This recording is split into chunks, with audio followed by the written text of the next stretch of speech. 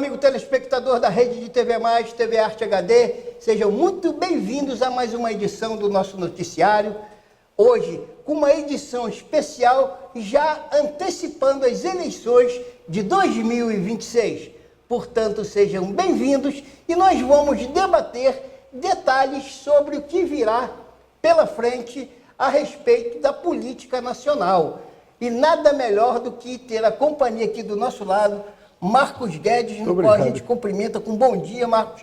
Muito obrigado pelo atendimento do nosso jornalismo para falar sobre as eleições de 2026 e pontuando o seu convite por se tratar você também de um candidato à sucessão presidencial do nosso país. Um pré-candidato, né? Pré-pré. Isso, um pré-pré. Eu gostaria que você ficasse à vontade e explicasse um pouco para a gente dessa tua intenção de candidatura majoritária nacional. A gente sabe que o país vive um momento difícil, um momento crítico, institucional, a gente conhece todos os problemas e pensamos também que só um homem com muita coragem, com muita disposição para tentar modificar isso tudo. Portanto, a palavra é sua com o nosso telespectador.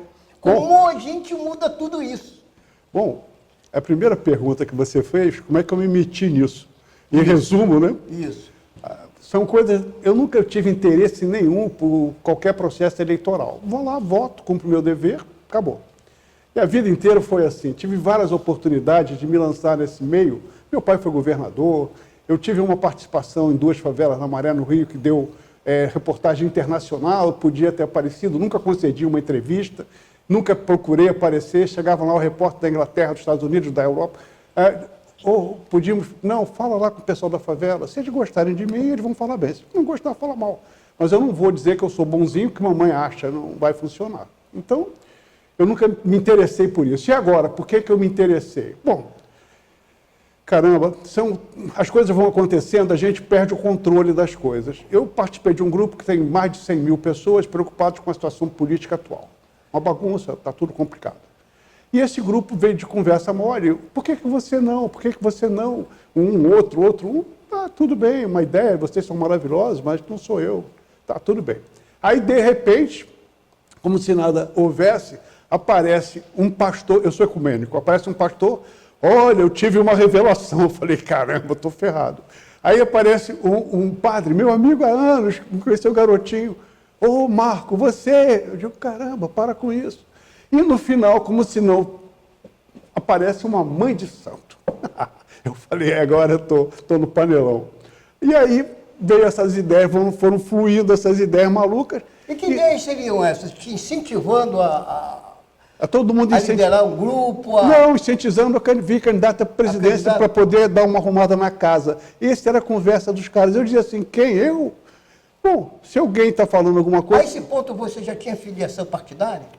Não, não tinha nada, nunca tive. País não permite que você seja candidato independente. Logo, eu nunca tive. Não, nunca tive partido nenhum. Mas nessa vez, aí aconteceu o terceiro fato, né? Sabe que o 3 é um número cabalístico, né?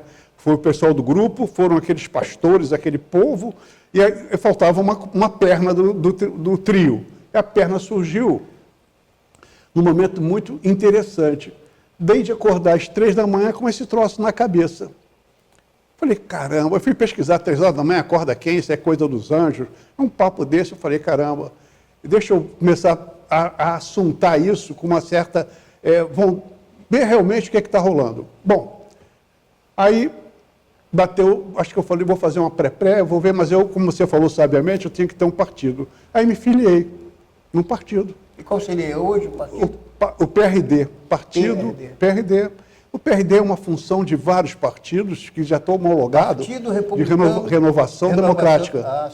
Tá? É a antiga Arena. É isso que eu ia falar de Arena. Antiga Arena. Aliança Renovadora Nacional. Exatamente, virou Arena. Isso. Como eu sou conservador, de direita, Deus, pátria e família, aquelas coisas todas, eu falei, é esse. Mas tive 2 ainda propostas em vista, PL e democráticos. Marcos, nada cai do céu à toa, nada acontece à toa. Eu acho que isso foi perseguição, meu amigo. Eu acho que você já estava, de uma certa forma, como sempre esteve, você é um cidadão aqui dentro da nossa região, a gente bem conhece, um cidadão que possa se dizer político. E eu te pergunto o seguinte, em face de todo esse acontecimento na sua vida, você já deveria ter alguma coisa que ideologicamente você defende para vir a candidato a uma proposta nacional de presidência da República. Você não deixa de ter razão, mas o fato real é que não havia assim uma motivação, eu quero, não tinha uma eu tenho convicção. vaidade. Não, convicção não era nem isso. Eu nunca achei que seria o meu caminho, você entendeu? Esse é o grande destino. Agora, sempre tive um problema. Eu sempre achei, e sempre fui muito severamente oponente, que acho que todos os nossos governantes cometem um pecado capital e que eu tenho ojeriza total. Os caras fazem de tudo, mas não olham para o povo. Não é demagogia de 50 centavos, não. É o seguinte, nada existe se não tiver o povo. A nação é território, mas povo. A Constituição fala que tudo é pelo povo, para o povo, com o povo. E, no entanto, os caras vão para o Congresso e eu ouvi deputado dizer: não estou aqui para agradar o povo. O cara que é pago para isso, para fazer os projetos e as leis do povo. Eu fico revoltado com essa inércia, essa falta de consideração, esse desrespeito, essa falta de pudor com o elemento essencial da nação, que é o povo. Ora, qual é o meu grande projeto? Se um dia eu tiver poder na mão, eu vou cuidar de cada um. Mas vai ter o da esquerda, vai ter o do centro, vai ter o da direita. É um país grande, cabe todo mundo dentro. É uma questão de você procurar, dentro das minhas convicções, dar atenção para a necessidade de cada um. Falando com dessas pessoas malucas, eu falei, se houver um dia um governo, teria um departamento da reclamação. Eu vou chegar aí. Antes um pouquinho, quero fazer algumas considerações aqui. Claro. Fazendo uma compilação de tudo isso que nós já conversamos, é a primeira vez que você se candidataria a um cargo público. É verdade. Partidariamente, inclusive. A gente sabe que você tem um currículo espetacular. Além de escritor, você é um homem que militou em diversas frentes com propostas nacionais de melhoramento, de comunidades, enfim, através aí de um histórico que nós vamos colocar para vocês do currículo do Marco Guedes, experiência você tem, Márcio. Marco, desculpe, inclusive administrativa. Verdade. O que a gente quer saber é o seguinte, o que te levou, nesse momento, a se colocar à disposição da população para disputar uma eleição nacional? Vou resumir numa palavra, o caos atual. Isso que eu vejo as pessoas sendo iludidas, enganadas, e existe uma frase que eu gosto muito, né? Você pode até torpedear a inteligência, a mentira, mas a estupidez não. A estupidez ela é permanente, ela reage a tudo, ela esvazia, é muito complicado. Estamos vivendo uma época que a estupidez está batendo palmas. A gente está vendo absurdos sobre toda a natureza, influindo o dia a dia das pessoas. Olha, cada dia surge um imposto novo, uma taxação brutal. Para 2026, as ameaças. Agora, o imóvel não é você que dá mais o valor, quem dá o valor é o governo. Você tem o dinheiro, seu PIX vai ser fiscalizado. Agora, o cara diz para mim, se você passar 50 mil reais, você vai ter que explicar. O cara acabou de meter a mão em bilhões e ninguém falou nada, ainda estão fugindo de falar. Mas esse é o grande problema nacional hoje. Verdade. A gente vive, como eu falei no início do nosso programa, a gente vive uma crise institucional. Verdade. Nós temos 3 poderes que são independentes, mas deveriam viver harmoniosamente, é o que diz aí a Constituição. Quando a gente fala em Constituição, esse eu acho que é o maior problema hoje do nosso país, em razão de se rasgar toda e qualquer compreensão que está ali, como é que eu posso dizer, positivamente, né? Verdade. É um código positivista que tem regras. A nação tem uma regra, mas parece que nenhum dos poderes está muito preocupado com a Constituição, não. Jogaram ela no lixo e acabou. É assim que você vê, e a partir daí seria uma iniciativa. Como é que você poderia dizer para a gente se for eleito, qual seria a sua primeira providência de governo? Primeira providência, dia 1º de tarde. Isso. Depois da festa, aquele negócio, Isso. caminhão, aquele negócio. Pessoal, à tarde, indulto. Bolsonaro, os generais, os 8 de janeiro e todo mundo preso político seria indultado. Não fica ninguém preso. Essa seria a primeira, porque é injusto. Não é verdade. É falseado. Esse povo não fez nada. Então esse povo não tem que pagar. Agora, cadê aqueles que fizeram a depredação, onde eu vi o general Gonçalves Dias olhando simpaticamente para eles? Não estão presos.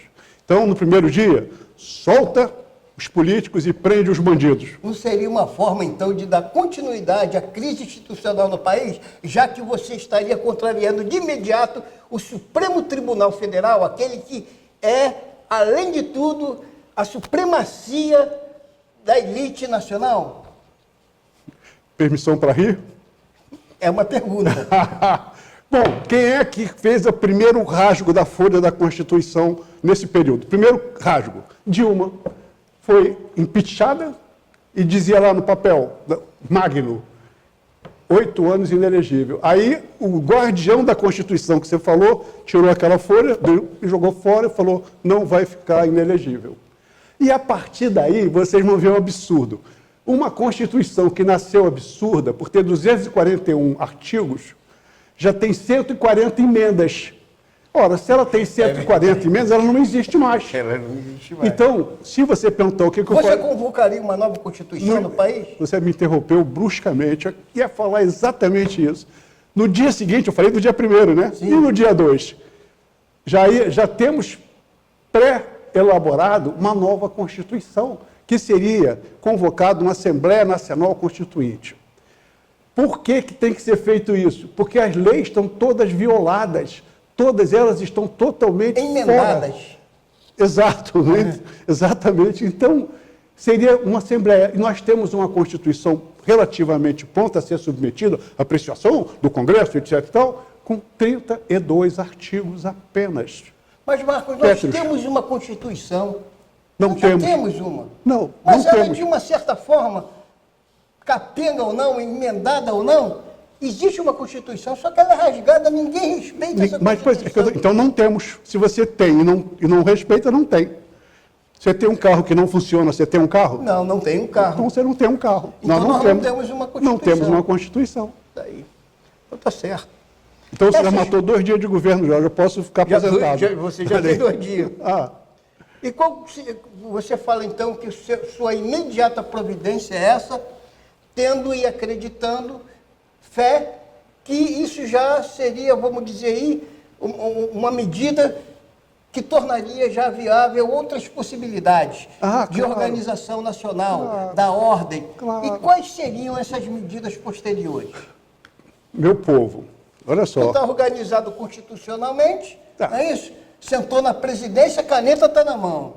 E o que acontece daí para frente? Vamos melhorar essa pergunta aí. Por exemplo, ministérios, quantos teriam? Sua posição em relação à coisa que mais incomoda o cidadão, que é o pagamento de impostos. Não que seja em si o pagamento dos impostos, mas quando eles são injustos, são abusivos, são excessivos. Como é que se organizaria tudo isso? Você fez 2 perguntas, eu vou responder as 2. Ministérios e impostos. Nós estamos com um problema brutal que vai detonar esse país e ninguém está falando nada. É como se você tivesse na sua casa, você ganhasse 5 mil por mês. E você começa a gastar 7, 8, 9, 10. Aí pega empréstimo, estoura o cartão, pega do vizinho, pega do seu primo, tira do seu filho. E o país está exatamente nessa situação. Só que o governo tem uma arma que o cidadão não tem, que é a tal da lei fajuta. Eu vou aumentar esse imposto. Aí todo mundo concorda, solta 3 bilhões de emendas para o cara aprovar aquele absurdo. O deputado, o senador, que não tem compromisso nenhum, nem com a verdade, nem com o povo, aceita e você paga chega a pagar mais 350 mil do iate do Lula em Belém, mais 500 mil ali, e aí as contas não fecham, as contas estão no buraco e o país está devendo trilhões de reais. Essa é a realidade. Então, nós temos que, primeiro passo de governo, terceiro dia, vamos cortar os gastos. Você não pode manter 220 milhões de pessoas pagando os gastos de um governo que é perdulário, que ele não cuida dos gastos, que ele gasta o que pode, o que não pode. Então, nós temos que cortar os gastos brutalmente. Sabem quantos funcionários públicos na ativa tem hoje no Brasil? 605 mil. 2 vezes o efetivo das Forças Armadas, que não estão incluídas nesses 600 mil. Mas o senhor não está falando só de ministério nesse caso. Não, pera, vou falar dos ministérios em seguida. Por que eu tenho que mexer nos ministérios? Para evitar gastos. Uma ideia está em cima da outra. Ok. Então, nós temos 50 mil caras pagando salários para assalariados. Aqueles que não são, desculpe, salariados não, que eles não são concursados, né? E que trabalham para o governo ganhando uma baba. Cada ministério existente é um gasto brutal. É o ministro, é o carro do ministro, é o café do ministro, é o lanche do ministro, é o ministro. É uma loucura.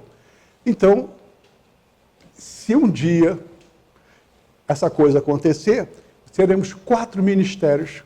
Aí teve um amigo que eu fui no programa dele, ele falou, ele riu, deu cambalhota, pulou na mesa, falou assim, caramba, então você não vai dar cargo para os políticos?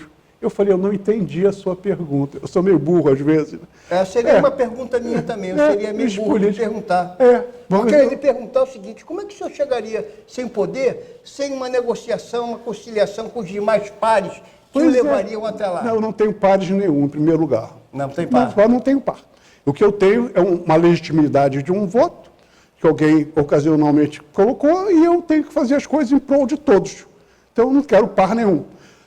Mas o político já não ganhou o voto para ele ser deputado? Se eu tiro esse cara do Congresso e boto ele no Ministério, ele vai ganhar dos dois lados, ou ele vai trabalhar num só e não vai fazer do outro? Eu concordo plenamente com Vossa Excelência. Obrigado. É assim que deve ser mesmo. Não me chame de Vossa Excelência, que isso eu acho um palavrão. Se for o senhor presidente um dia, se acontecer, já está de bom tamanho. O senhor, concordo plenamente com o senhor. Esse troço de qualquer um, Vossa Excelência é um bandido, cansei de ver na Câmara mas isso. assim mesmo. Pô, está xingando. Bom, aí então, 4 ministérios para baixar a bola dos gastos, para começar.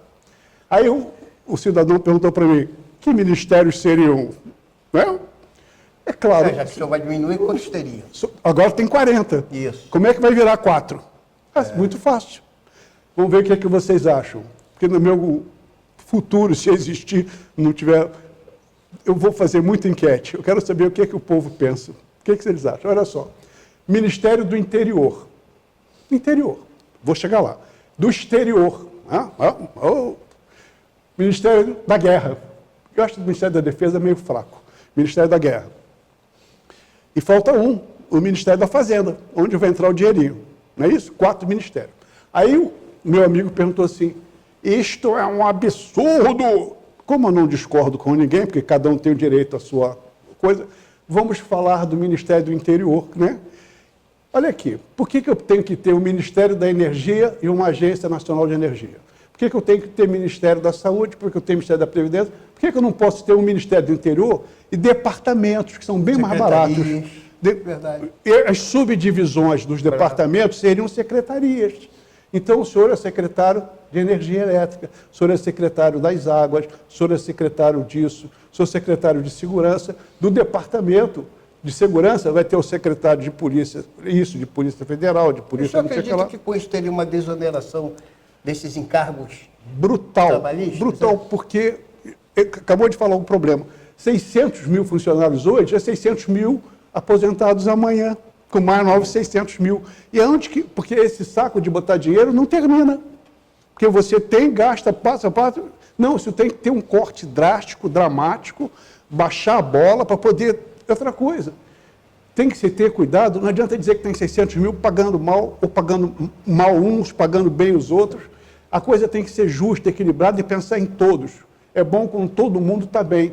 Não adianta ter deputado cheio de vantagem, privilégio, auxílio paletó, auxílio meia nova, auxílio sapatinho, auxílio sandália, e tem gente que não tem nem um pé de sandália. O cara dá para ele aquela tira quando arrebentar. Então, tem que ser feito coisas de olho naquele povo que está sustentando uma máquina pesadíssima, caríssima. Você tem que ter pudor, vergonha na cara de não gastar o dinheiro que não é teu. O governo não tem dinheiro, o dinheiro é do contribuinte. Gade, ele cede. Me permita aqui uma colocação que me deixou muito feliz, que você acaba de fazê-lo.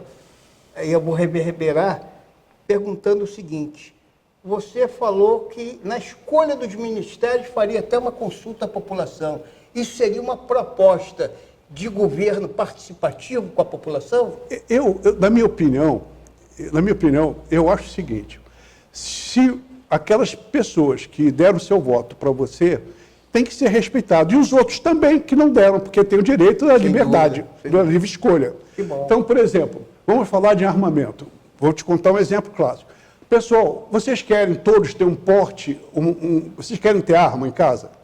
Na minha opinião, eu acho que deve. Tá, minha opinião, fica na minha. Aí eu vou perguntar para todo mundo, através de quê? Cada CPF vai receber uma senha, conta CPF, e vai entrar na internet, ou em casa, ou no celular, e eu vou fazer a pergunta como o pessoal faz. Governo federal, nesse momento, que deseja saber a sua população, qual é a sua opinião sobre o porte de arma? Sim ou não? Aí o cara diz sim ou não. Aí eu vou contar, naquele momento, se tem máquinas que pode saber se eu mexo com R$3, como é que não vai ter máquina que vai saber quem votou? E também é bloqueado, é só um voto. O CPF tem direito a um voto só. Não é isso? Correto, certo, então, correto. Fechado? Então, vou querer saber qual a opinião. Você faria um controle através da identificação do CPF. E saberia para a região, saberia por todo mundo. Inteligente essa medida. Qual seria a ideia? Por exemplo, nós estamos aqui precisando do imposto para isso, por aquilo. Viável isso? Porque a coisa que te dá mais respaldo não é o poder burro, aquele que vou fazer porque eu quero. Não. Tenho que fazer o que a maioria quer. Democracia é o governo da maioria. É claro que vai ter gente xingando, gente que não quer nada disso, gente de esquerda, gente desonesta, vai ter, mas aí faz parte do contexto. É o que está acontecendo hoje em dia. A contrariedade da população mora justamente nesse discurso que você faz agora. Então, cada um vai ter, você tem que respeitar a maioria. O que a maioria quer? Se a maioria quer isso, vamos fazer o que a maioria quer. O resto é bronca, é instrumento de otário. Será assim também em relação aos impostos? Impostos. Não, para mim não. Impostos eu vou fazer, não impostos. Impostos vai ser uma coisa, o Brasil é um país... Você pode detalhar para a gente? Vou detalhar. É muito interessante essa coisa dos impostos, porque o brasileiro não aguenta mais pagar impostos. Mas é porque... Nesse governo, por exemplo, é um imposto por dia. Eles inventam um imposto para o cidadão pagar o rombo que eles fizeram. Artigo 27 da nossa proposta de Constituição. Os impostos federais, estaduais e municipais ficam limitados a 18%, no teto máximo. O imposto sobre isso é 10%. Determinados impostos que são mais onerosos vai ter a taxa definida na Constituição e não podendo ser alterado. O máximo de imposto médio no país, 10%. 10%. Mas não vai dar se você não gastar, mas 10% é minha receita, que eu viva dentro da minha receita. Não ao contrário. Eu gastei mais, eu cobro mais de vocês, eu gastei mais, eu cobro mais. Você vai trazer o custo Brasil para aquilo que ele arrecada. Por que o nosso...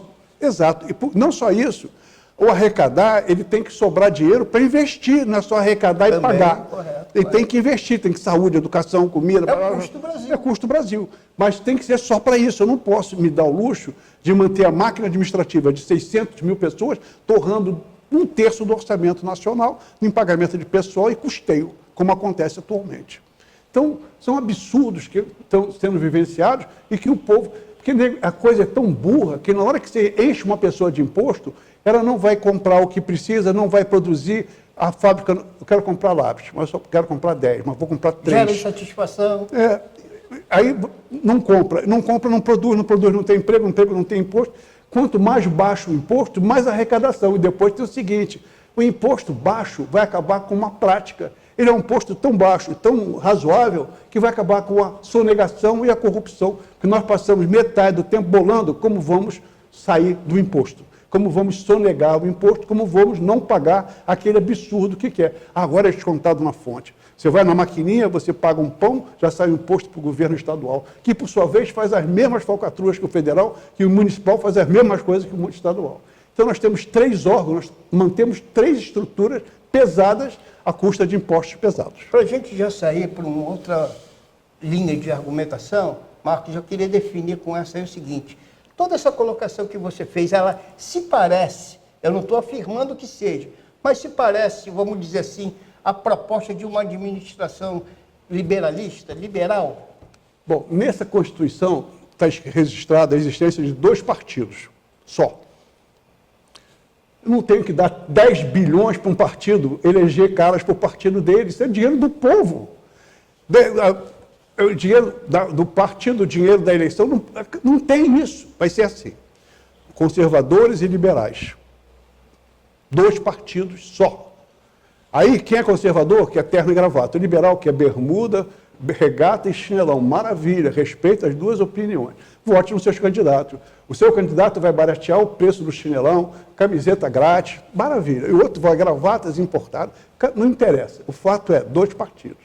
Nada além. Diretos, não há mais partidários. Ah, porque o meu partido com o do outro juntou, eu vou. Às vezes o cara tem 10 mil votos, ralou a beça, e no final não é eleito porque tem uma coligação de qualquer coisa lá que nessa lei atual ganha e resolveu o problema. Eu supunha que sua opção seria de conservador. É como tem nos Estados Unidos, democratas e republicanos. Mas como acho que não deve ter partido de esquerda, do meu ponto de vista humilde, porque aqui, por acaso, aqui é democracia, o que é que tem que fazer com a esquerda aqui? Se Cuba e a China aceitar um partido meu de direita lá, eu topo. Mas aqui. aí não tem um contrassenso democrático, já que você não permite que alguma outra frente partidária participe do processo, você já não deixou de ser democrático? Não, porque é ideológico. Entendo. Eu não posso criar cobra no meu quintal. Entendi. Por exemplo, é democracia permitir que o ladrão atire em você, porque a profissão dele é ladrão. Então, democraticamente, você pode atirar no cara. Deveria. Dentro do seu conceito. No princípio teórico, democrático, sim. O cara é assim, então, ladrão, fique sabendo, democraticamente você pode enfiar bala no cara à vontade. Entendi. Pô, não tem sentido. Bom, Quer dizer, tem coisas que são razoáveis e coisas que não são. Bom, e essa aí não é razoável. Isso. Não, porque eu tenho o direito de ser comunista. Perfeitamente. Eu acho também maravilhoso. Vou te mandar uma passagem para a Coreia do Norte. Amanhã mesmo, grátis. Só de ida. Então, eu vou aproveitar esse gancho e já partir para outra argumentação. Muitos dos políticos, principalmente militares, que é o seu caso, são criticados muitas das vezes por essa radicalidade em relação, eu estou colocando assim, não são palavras minhas, é um pensamento. Gostaria de saber como o senhor consegue se distanciar dessa teoria. Qual teoria? Que vocês, de uma certa forma, não admitem muito bem, não convivem muito bem com o processo democrático, visto que, até em recente argumentação, o senhor não permitiria que o partido de esquerda participasse. O senhor é um coronel do Exército. Sim. Como é que o senhor definiria posicionamento do Exército em relação a esse seu governo? Olha, na minha, nossa, vossa, de Deus, Constituição, está escrito o seguinte: poderes da República, legislativo e executivo. Pergunta do Judiciário, não há poder nenhum. E tem mais, o que usou mal, está fora. Quem são as instituições de Estado? Forças Armadas e Judiciário. Instituições. Sim, sim. E por falar em Judiciário, uma coisa que vai acontecer, se Deus quiser, não haverá justiça paga nesse país. Quantas milhões de pessoas precisaram recorrer ao Judiciário e não tinham dinheiro para pagar taxas e emolumentos referentes à justiça? Ora, se eu criei uma estrutura, que nem o Exército, se você vai atirar no bandido, você tem que pagar R$50 para o Exército. É mais ou menos o lance da justiça. Não. O trabalho dela é fazer justiça. Então, o cidadão que recorrer a ela em qualquer nível, ela vai ter de graça, entrada na justiça de graça. A justiça já é custeada. Hoje em dia, o Ministério da Justiça, hoje em dia, tem um orçamento maior que das Forças Armadas. Só para você saber. Mas, Marcos, ele é um poder. Não é poder. Nós temos o poder judiciário, Não eu aprendi tem, isso desde isso pequenininho na não. escola. Poder judiciário, poder legislativo, poder executivo. Isso é uma invenção e ainda antiga. tem o quarto poder, esse sim A que imprensa. você A não imprensa. precisa, esse realmente é uma instituição. Então, vamos botar tudo na fase da historinha. Não é poder, porque não tem legitimidade da população. Não é poder... É o poder constituído. Nessa aí, na minha não. Entendi. Acabei de falar que na nossa aí não vai entendi. ter esse negócio. Desculpa, está esclarecido então. Claro. Então, peraí, vou repetir. Mais um fato. São dois poderes, legislativo e executivo. E vai ter duas instituições de Estado, o Exército, Forças Armadas e o Judiciário. Mantidas pelo Estado. Entendido. Então, o que a gente vê hoje em dia é o seguinte, segundo o seu visionário de administração da nação, ela tem que ser corrigida em diversos parâmetros que hoje não se adunam com a população no modo geral. Em relação, eu queria perguntar propriamente em relação à instituição a qual o senhor pertence, eu não vou dizer pertencer porque ele ainda pertence, ao Exército Brasileiro, como o senhor vê o posicionamento dele hoje em função de todos os últimos acontecimentos que têm acontecido na nação? Pergunta, sem brincadeira, vou te pegar lá fora hoje, hein? Vamos lá. Olha só. Disposição. Nós viemos para cá para debater. Então é importante não, é bom, colocar é bom. O que acontece no país. Olha só, tudo que acontece na vida da gente tem um fundo histórico. Tudo aconteceu muito antes. Nós estamos de terno e gravata aqui, mas já usamos tanga e tacape. Verdade? Verdade. Então, toda tem uma evolução. Na história do Brasil, o Exército participou de toda a formação da nacionalidade, participou de todos os lances econômicos, sociais e políticos. O Exército não se mete em política. Não se mete em política partidária. Mas pode se meter em política ideológica, né? E pode se meter em políticas institucionais. Por exemplo, vamos fazer hipoteticamente, vamos fazer de conta que uma instituição nacional, vamos falar não do judiciário, porque não é um bom exemplo, uma instituição qualquer resolveu fazer um absurdo, desrespeitar a lei, a Constituição, caberia sim, dentro de um artigo da Constituição que vai ter, que ele, não como poder moderador, mas como guardião das instituições. Toda vez que a instituição é ameaçada, por exemplo, pergunta para mim qual é a instituição mais importante do país. Não vão acreditar? Eu acho que é o Judiciário. Eu acho que é o Judiciário. É o mais importante. Por quê? Sem dúvida. Porque nós nascemos com o sentido da justiça. Dentro da gente. Tenho 4 cachorros. Quando dou pão para um e não dou para os outros, fica todo mundo andando com cara de... Ideologicamente correto. Então, praticamente seria o executivo, porque dele que a gente depende o desenvolvimento da nação. Pode fazer o que você, mas se não tiver justiça, nada dúvida. Vai funcionar. Eu concordo plenamente. E a segurança jurídica era fundamental para os negócios, para mim saber o que eu posso fazer, o que eu não posso. Nada aconteceria sem ela. Sem ela. Então, no dia que eu pegar uma justiça corrupta, incompetente, desonesta e burra, eu acho que as Forças Armadas teriam que soprar no ouvido deles, pessoal, baixa a bola que vocês estão pisando na bola. Para a gente não ficar só preso nas instituições, na ideologia, vamos falar um pouco da prática. Realmente, vamos dizer assim, das atribuições do Poder Executivo de executar. Nós estamos falando de saúde e gostaria de abordar logo em seguida contigo uma situação que hoje é muito incômoda também no país, que são os benefícios que são ofertados aos brasileiros e que vem trazendo alguns problemas. Mas primeiro eu gostaria de saber sua opinião sobre a saúde pública. Bom, eu tenho uma boa experiência. Quando eu cuidei de 2 favelas no Rio, Raquete Pinto e Ramos, eu não tive um óbito no ano e depois verifiquei que isso custou, para a manutenção dessa situação boa, é uma quantia ínfima. Então, tudo reside naquele segredo. Cuida da população. Veja as necessidades fundamentais que eles têm. Satisfaz as necessidades. Então, por exemplo, se você não respirar por 3 minutos, você morre. Então, você tem que ter ar puro, não é verdade? Se você não comer, não beber água por 10 dias, você morre de sede, não é isso? Se você não comer por 20, 30 dias, você morre de fome. Então, essas são necessidades básicas para manter o seu povo vivo. Aí você tem que bolar um sistema, por exemplo, lá eu criei um negócio chamado, todo mundo agora, eu tenho horror de aparecer, mas não, eu criei um negócio chamado médico de família. Eu tenho uns 10, 20 mil testemunhas. Então, como é que era? Entrava uma equipe, no primeiro lugar, entrava no beco da favela. O beco tinha que ter rua, nome e número das casas, primeira coisa. Então, eu entrava no beco, batia na porta, seu João, quero ver o senhor. Aí eu olhava a família, fotografava, abria um caderninho de saúde para cada um, tirava a pressão, media a altura, media peso, fazia de cada pessoa. Isso não dá para fazer. Ué, o BNGE não vai de porta em porta sabendo a vida de todo mundo? Por que eu não posso entrar para cuidar de cada um? E era isso que eu fazia com esse povo lá. Aí eu entrava na casa do cidadão, aí ele tinha um machucado na perna. Aí, você está com machucado, o que houve? Aí o médico, tinha um médico, 2 enfermeiros, 2 padioleiros, carregando uma caixa canastra com remédio. Vamos cuidar. Porque não adianta a palhaçada de dar uma receita maravilhosa, o cara não tem a grana para comprar. Então, qual era a regra?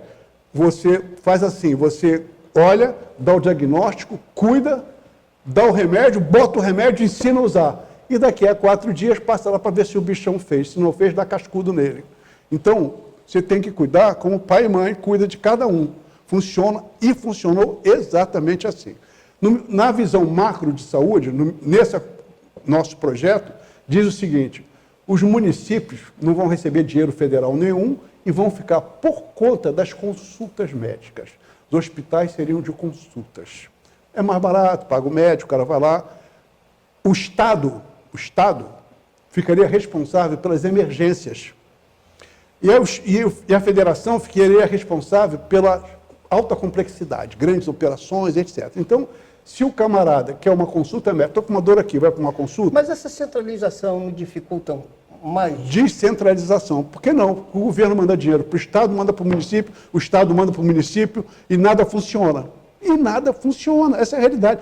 Você vai no hospital de Iguape, você tem um atendimento de um nível, que se não tiver outro nível, você vai procurar um hospital mais aparelhado, Saracuruna, Teresópolis, etc. Não, eu quero que cada um seja especializado naquilo. Eu quero que esteja um balcão enorme, cheio de coisa, e tem mais atendimento 24 horas, porque saúde não espera o dia seguinte para ficar doente. Então, tem que fazer uma revolução brutal na estrutura de saúde. E outra coisa, quanto dinheiro que o governo lança no Estado e município é desviado pura e simplesmente? Estou falando não de teoria, eu conheço o que funciona, vivenciei isso. Então, é preciso, que haja um processo que cada um seja responsável e gere os recursos para isso. Talvez priorize a saúde. Se tiver o meu cidadão bem de saúde, maravilha. É a primeira coisa. Você falou de benefício. Podemos seguir em frente, então? Eu antes, porém, queria argumentar que vivemos também um problema, isso é empírico, a gente tem visto aí a todo momento, reclamações de oportunidades de empregos que não são ocupadas em função de benefícios que são dados à população e esse cidadão sequer não vai atrás de um trabalho porque o governo banca ele todo mês e ele não precisa trabalhar. O que está havendo hoje, na verdade, é uma evasão de mão de obra que não se encontra em lugar nenhum. É um problema criado pelo governo federal.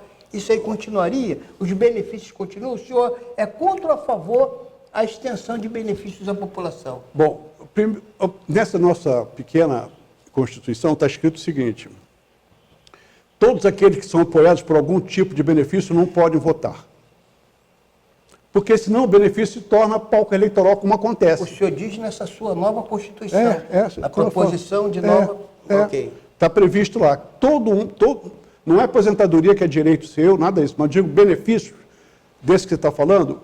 Quem recebe qualquer tipo de benefício do governo não pode votar. Mesmo aqueles que sejam necessários mesmo, não que se compreenda? Não, porque senão eu vou procurar os necessários, como eles fazem, para poder dar migalhas, para poder ganhar o voto depois, ou pelo menos pretender ganhar voto. Negativo. Não o que aconteceria com esse povo? Não estou falando de tirar, estou falando primeiro em tirar o direito de votar se ele ganha benefício para evitar a corrupção eleitoral. Correto.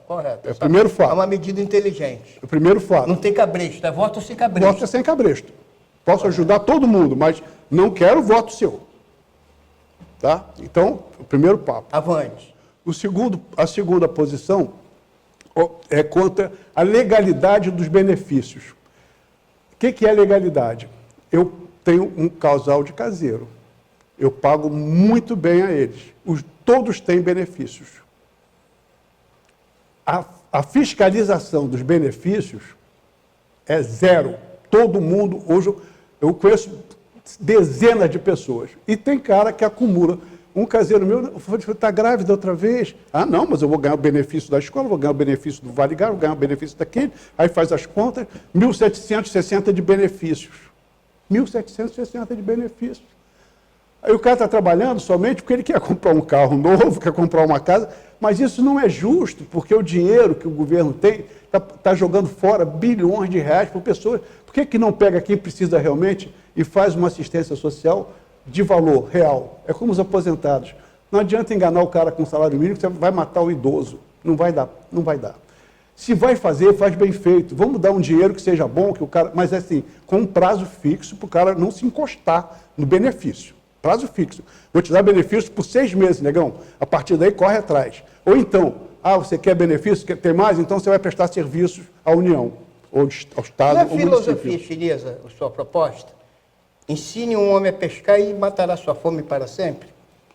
É por aí? É por aí. É por aí. Marco, a gente não quer dar sequência porque vem coisa tá bem. braba aí, que é um assunto que a gente não pode deixar fora da nossa pauta, que ele é fundamental hoje, que é o problema da violência nacional. Na sua opinião, hoje o Brasil se caracteriza como uma nação, ou uma narconação? A gente tem esse vínculo de criminalidade explodindo em todo o país em função do posicionamento, vamos dizer assim, de uma política de segurança pública nacional que não compreende que hoje a gente vive uma situação que é de terrorismo, de narcotraficantes. Bom, é um assunto que eu estudei bastante, conheço bastante, julgo que conheço bastante. Eu diria para você o seguinte: tudo é uma mentira. O processo todo está no estado que está por causa da insegurança jurídica. O que adianta o policial fazer mil besteira, prender o cara, leva lá, de custódia, libera, só 350 quilos de maconha está liberado. Aí, em primeiro lugar, não há leis rigorosas que desestimulem. Tem gente que está falando que o PCC tem até membros da justiça como assalariados deles, quer dizer, então o processo está todo corrompido. A primeira coisa seria acabar com leis que permitisse a continuidade, estimulasse, por exemplo... Segundo hoje a lei, o crime compensa. E muito, porque o sistema está todo, é tão degradado. Você quer ver? O cara te roubou na rua, né? Te roubou, vai embora. Aí primeiro, vamos dizer o seguinte: você vai fazer um BO. Aí o policial lá na delegacia bate o BO está feito. Aí daqui a 2 anos você pergunta, e aí? Não, porque vai para o mesmo delegado, ele olha, isso aqui não é importante, isso aqui eu não tenho material, isso aqui eu não tenho pessoal, é coisa pequena. Não há coisa pequena na hora que atinge alguém. Se você só tem R$100, o cara te rouba R$100, é tudo que você tem. Ele roubou 100%. Então isso não é coisa pequena. É coisa pequena para a mãe dele, mas para mim não, pô. Isso é muita grana, pô. Então você tem que respeitar a situação de cada um. Então tudo é importante. Tudo é importante. A primeira coisa é você ter a lei para garantir, fazer a investigação, a prisão. Quando eu vejo um policial armado de fuzil sair do carro armado de fuzil, eu gelo. Falei, caramba, esse cara vai matar 15 criancinhas com uma bala de fuzil 762 ou 556, vara tudo. A arma do policial é uma pistola que, por sinal, está errada também. Nós usamos uma .40, pouco inteligente, é tudo burrice. Usa uma 45. Você der um tiro no cara, ele vai cair duro, ele não vai reagir. Dá uma 40, ela vai passar o cara, vai pegar o de trás e não vai matar o bandido. Então, as coisas têm que ser adequadas às realidades. E nós vivemos um mundo das irrealidades, tanto por parte da polícia como por parte dos bandidos. E eu acho o seguinte: tem que agir com força, não tem que dar mole, e a justiça tem que... E outra coisa, preso trabalha, preso produz, não ganha mesada mensal do trabalhador. Preso vota? Hã? Preso vota? Preso não vota e preso não ganha dinheiro por mês para a família. Vou mandar meu filho matar um cara ali do lado que eu vou passar o resto da vida ganhando um salário aqui. 30 anos, malandro. Não tem sentido isso. Então, acho que o jogo tem que ser duro em relação ao crime, tanto por parte da justiça quanto por parte da polícia. Que se prepare realmente para agir como polícia. Por exemplo, hoje em dia, você tem admiração ou medo da polícia? A resposta da enquete vai ser surpreendente. Vamos fazer um dia. Então, nós temos que ter policiais preparados, bem remunerados, uma estrutura montada. Eu tinha na minha favela 40 policiais militares à minha disposição. Está na hora? Não, vamos embora. 40 policiais à minha disposição. Aquele negócio de trabalhar 12 horas e 24 e parar 48 não funciona. O policial tem que ser 8 horas, permanente, presente, todo mundo conhecer, estabelecer o ritmo e o respeito na sua zona de atuação. Tem que reformar a polícia e a justiça. E depois cair em cima de pau do bandido. Assim vai funcionar. Essas providências são importantes, você citou alguns problemas que são conhecidos, mas a gente tem visto também que providências nenhuma. É argumentação, são choques de ordens imediatistas que nunca resolvem o problema como um todo. Me parece que o problema está um pouco acima disso e a gente vai vivendo a violência no dia a dia, com as manchetes de jornais, com balas perdidas e as áreas conflagradas continuam da forma que sempre foram e nada acontece sob um ponto de vista, aí sim eu quero chegar, de política nacional, de política de segurança pública federal. Como é que se organizaria isso para acabar com o crime no nosso país, como o Bukele fez agora há pouco e acabou resolvendo o problema de violência naquele país?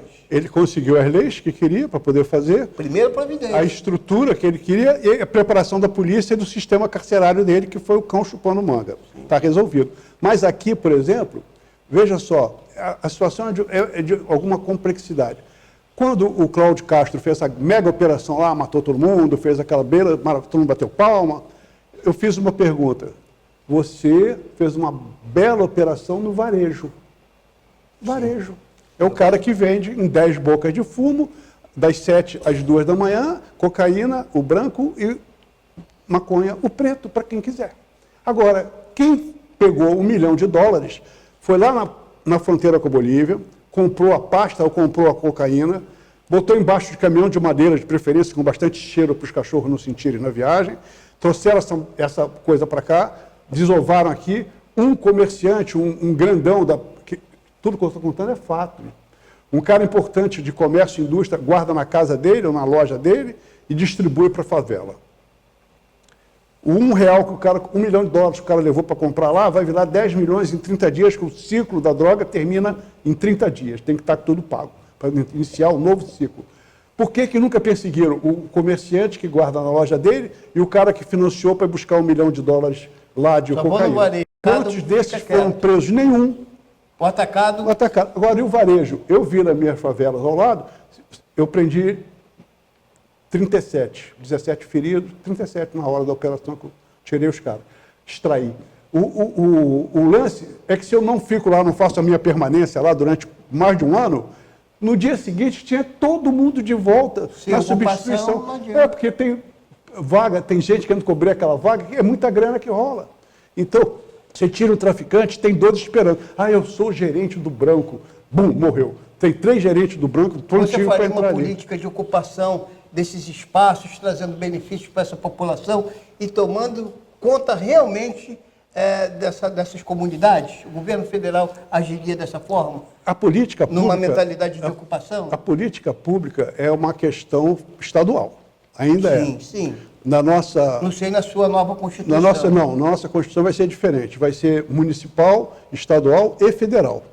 Os três vão ter participação na segurança pública nacional, cada um em áreas definidas. Como nos Estados Unidos, na Europa, seria o xerife, teria ali a comunidade, né? Porque você tem que fazer ação onde você mora, com policiais conhecidos da sua área. Correto. Então, eu concordo e gosto disso. Eu morei na Itália e é assim que funciona. O primeiro ponto seria isso. O segundo ponto seria a parte investigativa.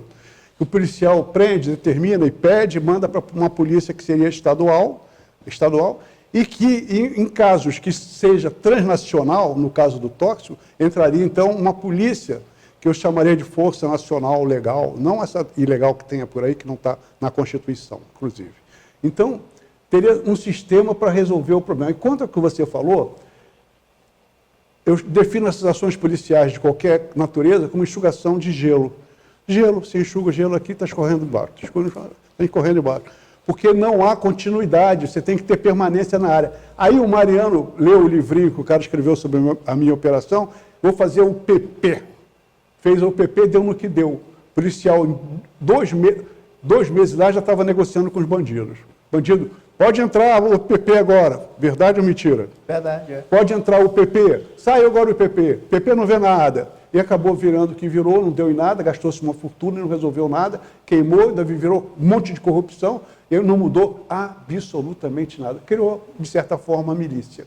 Que aí começou a ver que era um bom negócio ficar extorquindo, explorando a população, a luz, Então, é todo um processo doentio que tem que ser encarado com seriedade, porque realmente, como você fala, você cria uma situação de convivência nacional insuportável. Aí começa a respingar em todos os níveis. O cara diz assim, ele é advogado no PCC, como se isso fosse de uma naturalidade impressionante.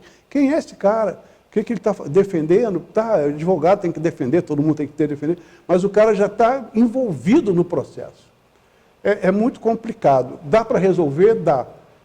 É mais do que uma política federal, é um sentimento nacional. Agora, o que é absurdo, você sai daqui, vai para o Rio com seu tiro, seu filho, sua esposa, passa na linha amarela, leva um tiro na cara, como aconteceu, na cabeça, cai morto, e saiu uma linha no jornal no dia seguinte, mais um morreu, e acabou.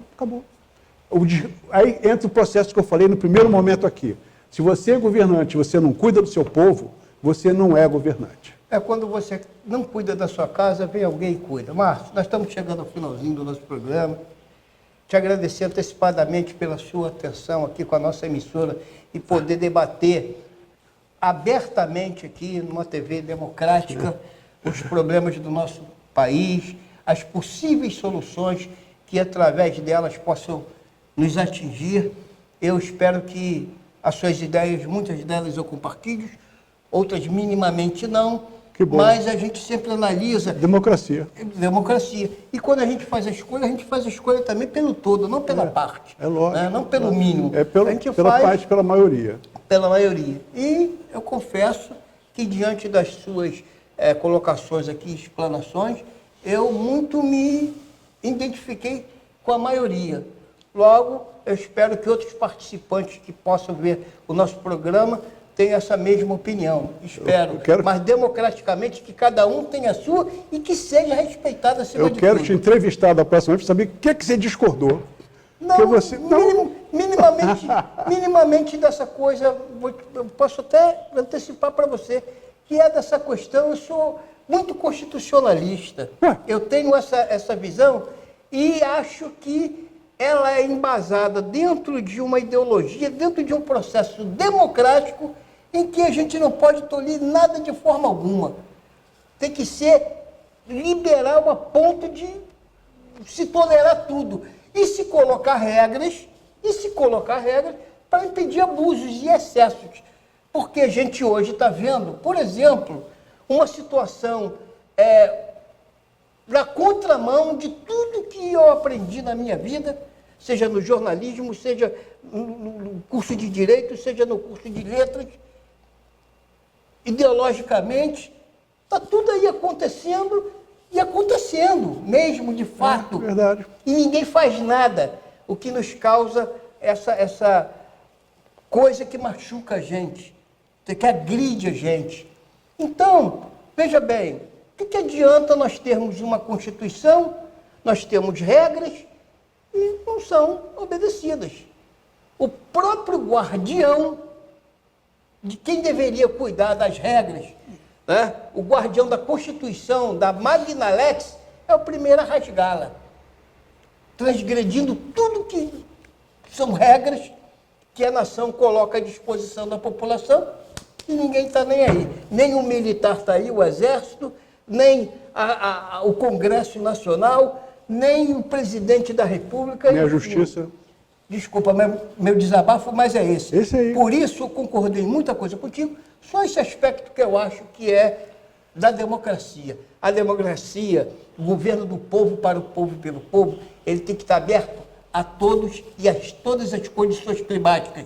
Chuvas, raios, trovões e dias lindos. Tem um amigo meu assaltante, vou contar para ele que você acha que ele pode atirar em você. Ele vai ficar muito feliz, democraticamente. Eu não acho que ele deva atirar em mim, eu acho que ele Isso deve... não é democracia, não. Você está tirando a liberdade do pobre coitado de garantir o pão dele. Não nesse ponto, isso aí é uma argumentação apelativa que não serve para nada para melhorar a condição dos brasileiros. Você teve duas coisas que eu gostei muito, você como sempre. Primeiro, você já definiu o seu partido na nova Constituição, você vai ser liberal. Isso aí, sem dúvida Vai trabalhar agora de chinelo e regata. Não tem problema nenhum. Desde segunda... que seja um processo democrático. É democrático. Não, isso. A democracia se reveste da eleição, meu amigo.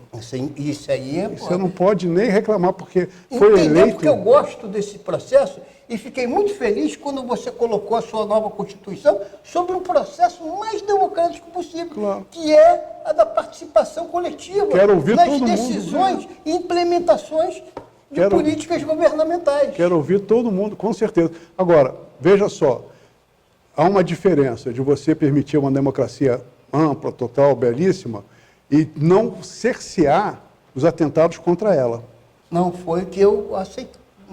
A parte, você falou um negócio do pessoal de esquerda. O que eu acho problemático é que são pessoas que atentam contra a democracia. Você quer ver, a Coreia do Norte é popular e democrático. Você imagina falar que a Coreia do Norte é democrática? Não, eu não defendo, até porque eu sou de direita, eu confesso isso, todo mundo sabe disso, eu sou um cidadão, eu sou cristão, sou conservador, sou republicano, então não tem que ser diferente. Mas gosto, sim, da democracia. E acho o seguinte, que todos devem ter oportunidade. Cabe a nós, com inteligência, com bom senso, escolhermos o que é melhor e o que não é. Concordo sem plenamente impedir com que aquele ruim participe. O que eu acho que nós temos é sim que ter educação e preparo para podermos apontar e escolher. Eu quero esse aqui, porque esse aqui se coaduna comigo, com as minhas ideias, com as minhas propostas de vida. Aquele lá, aquele infeliz, embora esteja aqui participando, deixa ele para lá e vamos embora tocando aqui o nosso parquinho. E hoje, particularmente, é um dia triste, né? Porque eu estou profundamente, vamos ser gentis, entristecido com a prisão de Bolsonaro. E que realmente o lema Deus, Pátria, Família, Liberdade, cometeu erros, foi bocudo? Sim, normal. Todo mundo comete erros. Mas foi um camarada que descobriu uma tampa de saiu 110 milhões de patriotas. Isso, numa época conturbada como a nossa aqui, de um mérito impressionante. Espero que essa novela de terror termine bem. Bom, gente, nós vamos nos despedindo, então, do nosso programa, agradecendo sempre a participação do Marcos Guedes, que traz aqui para a gente as suas ideias abertamente. É uma pessoa que se coloca à disposição da população de coração aberto, vocês viram aqui, não teve segredo no meio do caminho, processo altamente democrático em que cada um colocou o seu posicionamento sem problemas. Claro, com certeza. E respeitando a divergência de cada um. Te faço, então, um convite para fazer as suas considerações finais, Marcos, e sempre aqui aberto com a nossa emissora Rede de TV+, poder debater os problemas do nosso país. Eu agradeço só a oportunidade de ter vindo aqui, poder expor alguma ideia. Eu não tenho recurso nenhum, não tenho dinheiro, não tenho nada, e essa coisa que eu, de certa forma, fui lançado e até me lancei, é uma luta muito complicada. Para mim, então, não sei. Mas o fato é que eu estou, pelo menos, tendo uma oportunidade de externar uma ideia e dizer para os governantes atuais e para os futuros governantes, que com certeza virão, não seja eu, virão, que tenham o máximo de cuidado com cada cidadão, que é uma preciosidade, uma joia que Deus colocou em cima desse pedaço aqui de terra. E que cuidem desse povo como eles merecem ser cuidados. E não cuide da máquina administrativa, que não cuide do Estado, antes de cuidar de cada um de nós. E é isso que é importante num país civilizado, democrático, honesto, e, antes de mais nada, bom, um país bom. Muito obrigado. Nós aqui agradecemos também a você, amigo telespectador, reiterando que aqui o nosso objetivo, como veículo de comunicação, é abrir a palavra para o povo, para a população, no processo mais democrático possível. Muito obrigado e até a nossa próxima edição.